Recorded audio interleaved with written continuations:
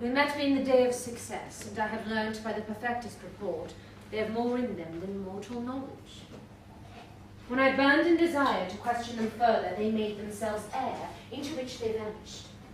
Whiles I stood wrapped in the wonder of it, came missives from the king, who all hailed me Thane of Cawdor, by which time before these weird sisters saluted me and referred me to the coming on of time with, "Hail, king that shalt be." This I have thought good to deliver thee, my dearest partner of greatness, that thou mightst not lose the dews of rejoicing by being ignorant of what greatness is promised thee.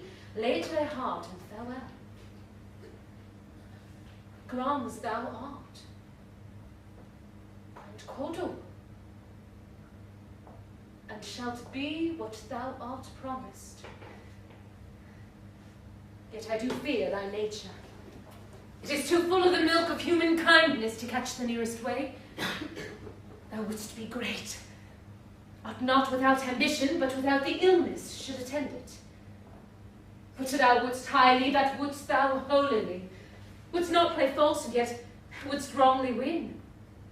Thou'dst have great glance, that which cries, "Thus thou must do if thou have it," and that which rather thou dost fear do than wishest, should be undone. Hie thee hither, that I may pour my spirit in thine ear, and chastise with the valour of my tongue all that impedes thee from the golden round, which fate and metaphysical aid doth seem to have thee crowned with all. What is your tidings? The king comes here tonight. Thou art mad to say it. Is not thy master with him, who whatso would have informed for preparation? If it please you, it is true our Thane is coming. One of my fellows had the speed of him, who almost dead for breath, had little more than could convey his message. Give him tending. He brings great news. The Raven himself is hoarse, but croaks the fatal entrance of Duncan under my battlements.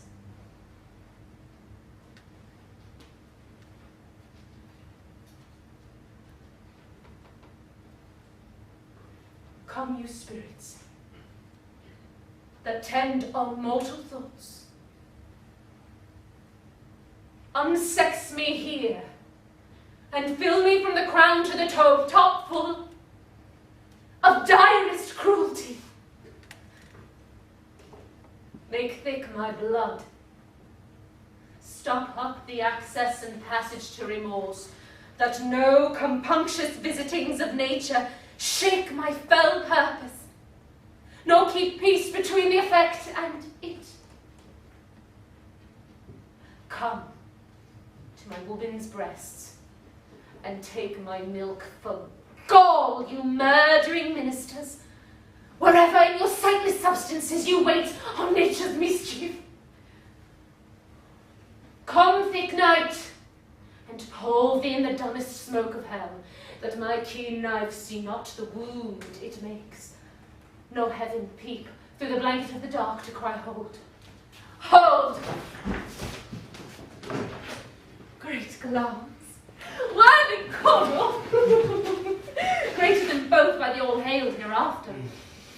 Thy letters have transported me beyond this ignorant presence, and I feel now the future in the instant. My dearest love, Duncan comes here tonight. And when goes hence? Tomorrow, as he purposes. Oh, never shall sun that morrow see. Your face, my Thane, is as a book, where men may read strange matters. To beguile the time, look like the time. Bear welcome in your eyes, your hand, your tongue. Look like the innocent flower, but be the serpent under it. He that's coming must be provided for. And you shall put this night's great business into my dispatch. For to all our nights and days to come give solely sovereign sway and masterdom. We will speak further. Only look up clear. To alter favour ever is to fear,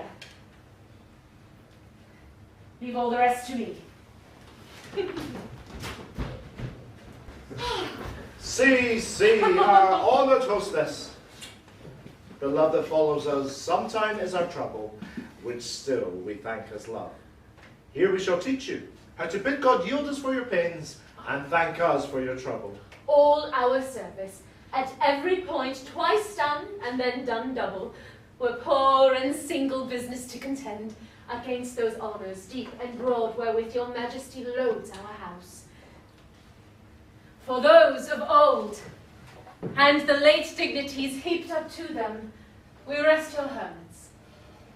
Where is the Thane of Cawdor? We coursed him at the heels, and had a purpose to be his purveyor. But he rides well, and his great love sharp as his spur, hath opened to his home before us. Fair and noble hostess, we are your guests tonight. Your servants ever have theirs themselves and what is theirs in count, to make their audit at your highness's pleasure, still to return your own. Give me your hand. Conduct me to mine host. We love him highly and shall continue our grace towards him. By your leave, hostess. Ah.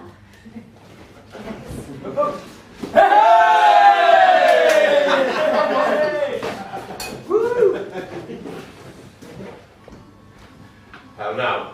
What news? He hath almost supped. Why have you left the chamber? Have he asked for me? No, you not, he has. Now, we will proceed no further in this business. He hath honoured me late, and I have bought golden opinions from all sorts of people, which would be worn now in their newest glass, not cast aside so soon. Was the hope drunk when you dressed yourself? Hath it slept since? And wakes it now to look so green and pale at what it did so freely? From this time, such I account thy love. Art thou feared to be the same in thine own act and valour as thou art in desire? Ah, Wouldst thou have that which thou esteem'st the ornament of life, and live a coward in thine own esteem, letting I dare not wait upon I would, like the poor cat in the attic? prithee! Peace. I dares do all that may become a man. Who dares do more is none. What beast wast then that made you break this enterprise to me? When you durst do it, then you were a man. And to be more than what you were, you would be so much more than man. Nor time nor place did then adhere, and yet you would make both. They have made themselves! And that their fitness now does unmake you. I have given suck, and I know how tender it is to love the babe that milks me. I would, while he were smiling in my face, have plucked my nipple from his boneless gums and dashed the brains out, and I so swore as you have done to this. If we should fail! Fail! But screw your courage to the sticking place, and we will not fail.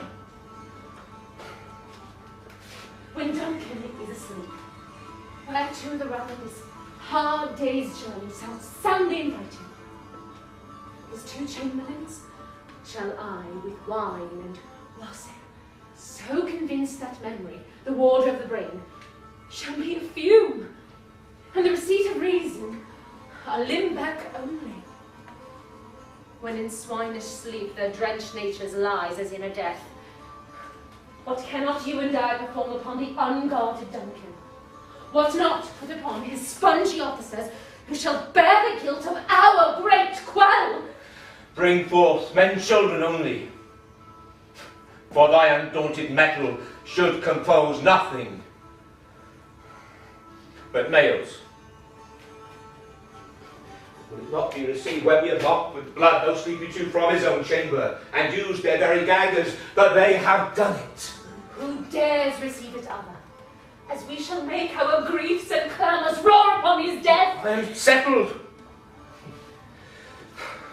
and pen forth each corporal agent to this terrible feat.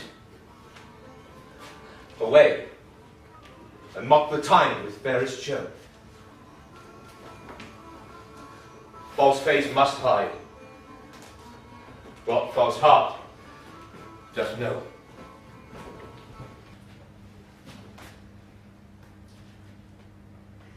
That which hath made them drunk hath made me bold. What hath quenched them hath given me fire. Hark! Peace. It was the owl that shrieked. The fatal bellman that gives the sternest good night. He is about it. The doors are open, and the surfeited grooms do mock the charge with snores. I have drugged their posses, that death and nature do contend about them, whether they live or die. I'm afraid they have awaked, and 'tis not done. The attempt and not the deed confounds us. Hark! I laid the dagger ready, he could not miss him. Had he not resembled my father as he slept, I'd done it. My husband. Indeed, didst thou not hear a noise? I heard the owl scream and the crickets cry. Did not you speak? When? Now. As I descended. I. Who lies in the second chamber? The servants. This is a sorry sight. A foolish thought to say a sorry sight. As one did laugh in his sleep, and one cried, Murder! But they did wake each other. I stood and heard them, but they did say their prayers, and addressed them again to sleep. They are all too lodged together. One cried, God bless us, and amen the other. As it seemed me with his hangman's hands. Listening their fears, I could not say amen, when they did say, God bless us. Consider it not so deep. For wherefore could I not pronounce amen? I had most need a blessing, and amen stuck in my throat. These deeds must not be thought after these ways, so it will make us mad. Methought I heard a voice cry, sleep no more. Macbeth doth murder sleep, the innocent sleep. Sleep that knits up the raveled sleeve of care, the death of each day's life. So labour's path, balm of hurt minds, great nature's second course, chief nourishment in life's feast. What do you mean? Still it cried, sleep no more. To our house.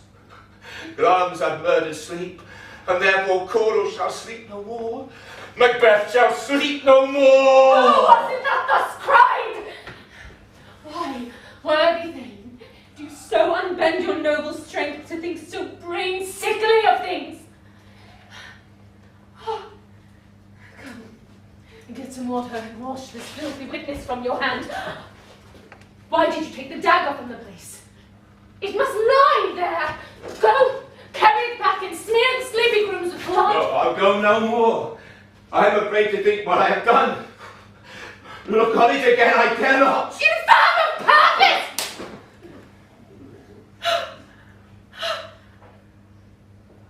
Give me the dagger. The living and the dead are as but pictures. 'Tis the eye of childhood that fears a painted devil. If he do bleed, I'll gild the faces of the grooms before, for it must seem their guilt. Whence is that knocking? How is it with me when every noise appalls me? What hands I hear? They pluck out mine eyes. Will all great Neptune's ocean wash this blood clean from my hands? No. This my hands were rather the multitudinous seas, incarnately making the green one red. My hands are of your colour, but I shame to wear a heart so white.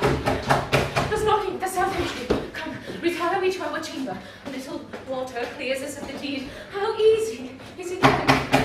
Your constancy hath left you unattended. Come, come a night round as the occasion calls us and shows us to be watchers. Be not lost so poorly in your thoughts. No, to know my deeds, I best not know myself. Wake dogger with thy knocking, and would thou couldst.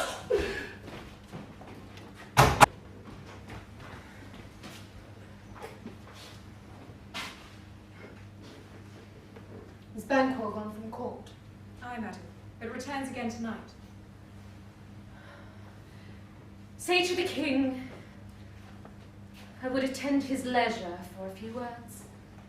Madam, I will.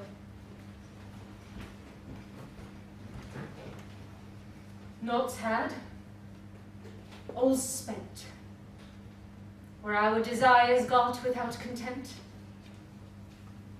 'Tis safer to be that which you destroy, than by destruction dwell in doubtful joy. How now, my lord?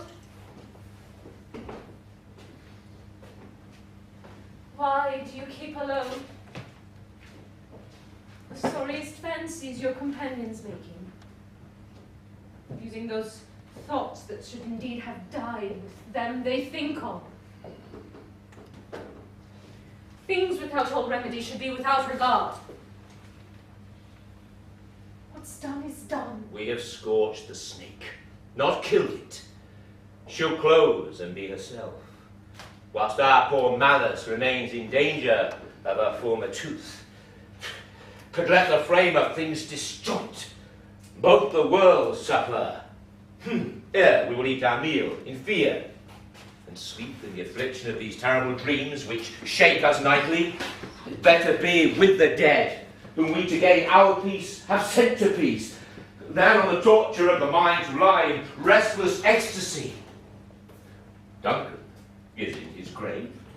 After life's fitful fever he sleeps well. Treason has done his worst, nor steel, nor poison, malice domestic, foreign levy, nothing can touch him further. Come on!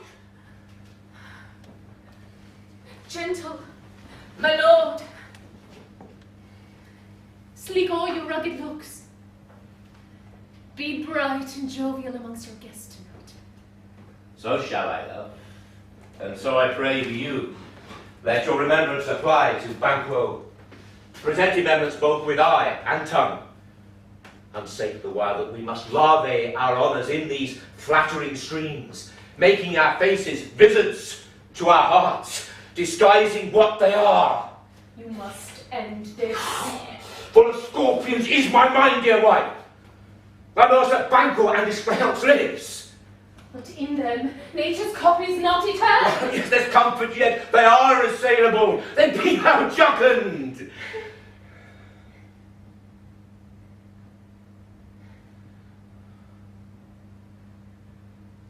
Battle flown his cloistered flight. Ere to the sister's summons the shard-born beetle, with his drowsy hums, hath rung night's yawning peal. There shall be done a deed of dreadful note. What is to be done? Be innocent to the knowledge, dearest Chuck, till thou applaud the deed.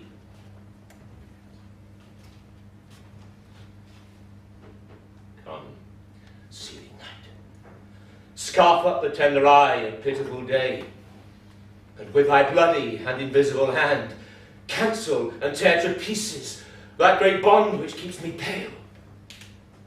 Night thickens, and the crow makes wing to the rooky wood. Good things of day begin to droop and drowse, while night's black agents to their praise to rouse. Thou marvelest at my words, but hold thee still. Things bad begun make strong themselves by ill. So prithee, go with me.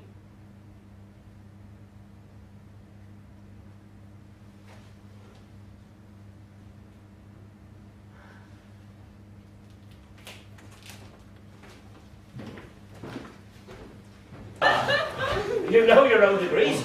Sit down. But first and last, a hearty welcome. Our hostess keeps her state, but in next time we will require her welcome. Pronounce it for me, sir. To all our friends. For my heart speaks, they are welcome. See, they encounter thee with our heart's thanks. Both sides are even. Here, I'll sit in the midst. Anon, we'll drink a measure, the table round. There's blood upon thy face. Does Banquo stand? Better thee without than he within. Is he dispatched? My lord, his throat is cut. That I did for him. Thou art the best of the cutthroats, but he's good that did the delightful flayons. If thou didst it, thou art the non-pareil. Most royal, sir. Flails escaped. And then comes my fit again. Why, else being perfect, cold as marble. founded as the rock, as broad and general as a casing air. Now I'm cabined, cribbed, confined, bowed into saucy doubts and fears. But Banquo's safe. Oh, my good lord. Safe in a ditchy, boys, with 20 trenched gashes in his head. The least a death to nature. Thanks for that. There the grown servant lies. The worm that's fled hath nature, but in time will venom breed. No teeth for the present. Get thee gone. Tomorrow we'll hear ourselves again. My royal lord, you do not give the cheer. The feast is sold, which is not often vouched while 'tis a making. 'Tis given with welcome. Ah, sweet remembrancer. Now, good digestion, weight on appetite, and health on both. May it please you, sir, sit. Ah, here have we now our country's honour root, where the graced person of our Banquo present, whom may I rather challenge for unkindness than pity for mischance. His absence, sir, lays blame upon his promise. Believes that your highness to grace us with your royal company. Ah, the table's full. But here is a place reserved, sir. Where? Here, my good lord. My good lord, what is it that moves your highness? Which of you have done this? Not I. Thou canst not say I did it. Never shake thy gory locks at me! Gentlemen, rise. Highness and well. Sit, worthy friends. My lord is often thus, and hath been from his youth. Pray you keep seat. The fit is only momentary. Upon a thought he will again be well. If much you note him, you shall offend him and extend his passion. Feed, and regard him not. Are you a man? And a bold one, that dare look on that which might appall the devil! Oh, proper stuff. This is the very painting of your fear. This is the air-drawn dagger which you said led you to Duncan. These flaws and stops, impostors to true fear, would well become a woman's story in a winter's fire, authorized by her grand dam. Ay, for shame. Why do you make such faces? When all is done, you look but on the stool. Prithee, see, there look long behold! How say you? Why, what care I if thou canst not speak too? If charnel houses and our graves must send those that we bury back, our monument shall be the moors of Kite! What? Quite unmanned in folly!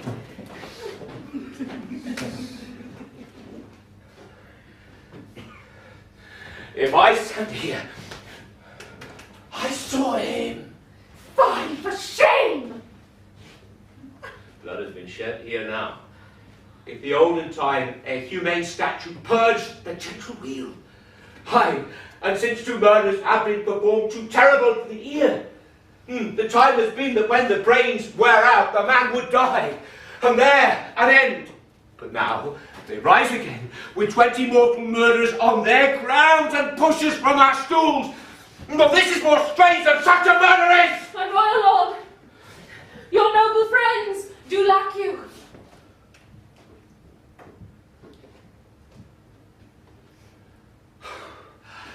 I do forget. Oh, do not musically mind, most worthy friends, for I have a strange infirmity, which is nothing to those.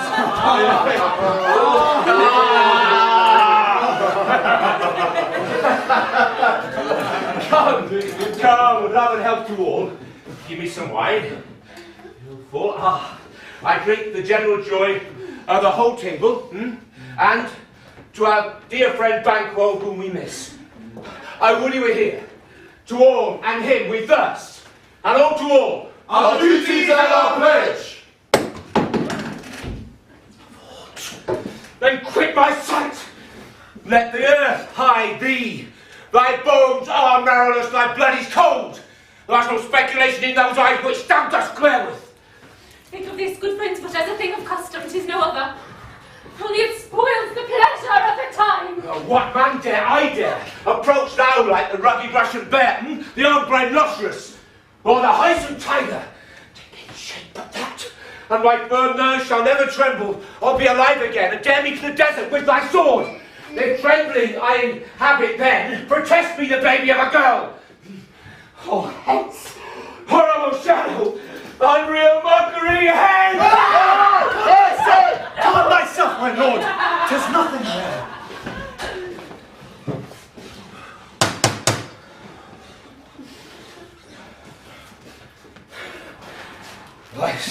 being gone. I am a man again. Pray you, sit, sir. Sit. You have displaced the man, broke the good meeting, with most admired disorder. Can such things be, as overcome us like a summer's cloud without our special wonder? You make me strange, even to the disposition which I owe, and now I think you can behold such sights, and keep the natural ruby of your cheeks. My mind is blanched with fear. What sights, my lord? I pray you speak not. It grows worse and worse. Question enrages him. At once good night. Stand not upon the going of your order, but go at once.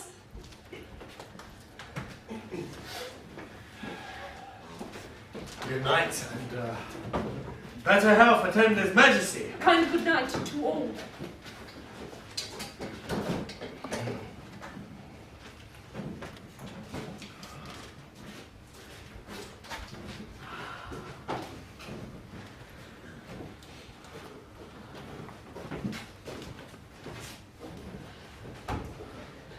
Have blood, they say. Blood will have blood. Stones be known to move, and trees to speak. Augurs and understood relations have, by maggot pies and chuffs and roots, brought forth the secretest man of blood. What is the night? Almost at odds with morning. Which is which? How sayest thou that Macbeth denies his person at our great bidding? Did you send to him, sir? I heard it by the way, but I will send. There's not a one of them. But in his house I keep a servant feed. Tomorrow I will, and betimes I will to the weird sisters. More shall they speak. For now I am meant to know by the worst means the worst. For mine own good, all causes shall give way. I did blood stepped in so far that should I wait no more, returning were as tedious as go o'er. Strange things I had in head that will to hand, which must be acted, ere they may be scanned. You lack the season of all natures. Sleep. Come, we'll to sleep. My strange and self-abuse is the initiate fear that wants hard use. We are yet but young. Indeed.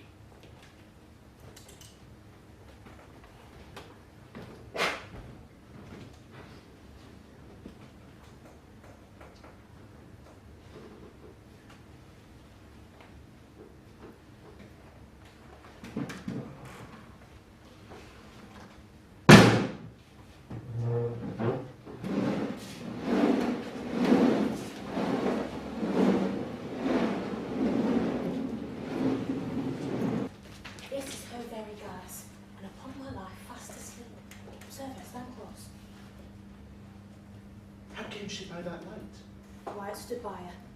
She's a light by her continually. It is her command.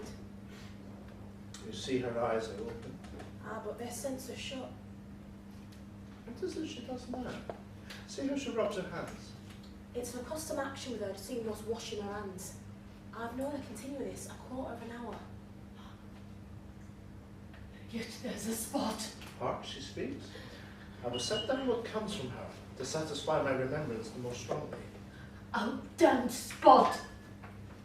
Out, I say! 1, 2, and then 'tis time to do it. Hell is murky. Fire, my lord, fire! A soldier under fear. What need we fear who knows it when none can call our power to account? Yet who would have thought the old man to have had so much blood in him? the Thane of Fife had a wife. Where is she now? What? Will these hands ne'er be clean? No more of it, my lord! No more of it! You mar with all this starting! Go to. You've known what you should not. She'll score what she should know, I'm sure of that. Everyone knows what she has known. Yet there's the smell of blood still. All the perfumes of Arabia will not sweeten this little hand.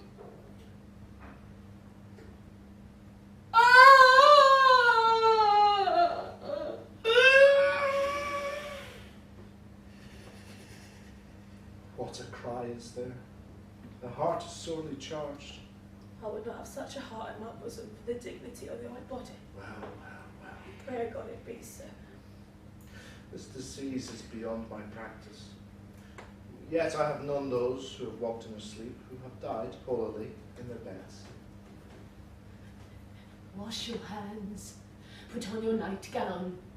Look not so pale. I tell you yet again, Banquo's buried. He cannot come out on's grave. Even so. To bed! To bed! There's knocking at the gate. Come, give me your hand. What's done cannot be undone. To bed. To bed. To bed.